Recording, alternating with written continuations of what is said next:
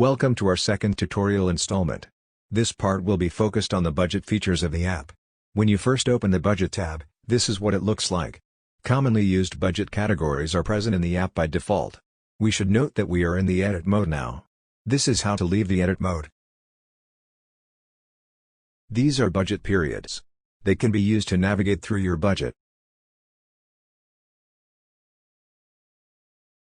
We can also customize them. We can select a different periodicity and a different begin date.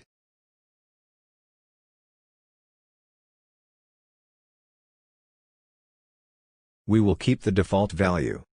Let us add a subcategory to one of the default categories. Click plus and fill in the fields you need. Name the category. Click here to set a different icon or upload your own.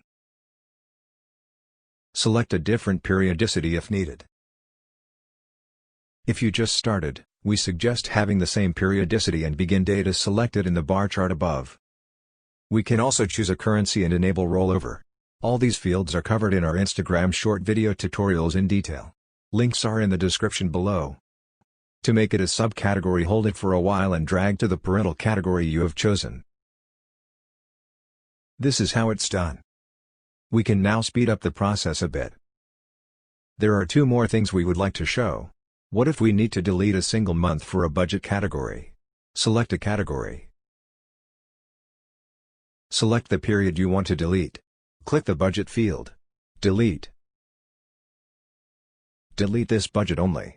The category will not appear for the given month. We can also combine two categories. Mind that you cannot delete a budget category with transactions. Click Edit and delete the category. You will be asked to merge it. Select the category you need.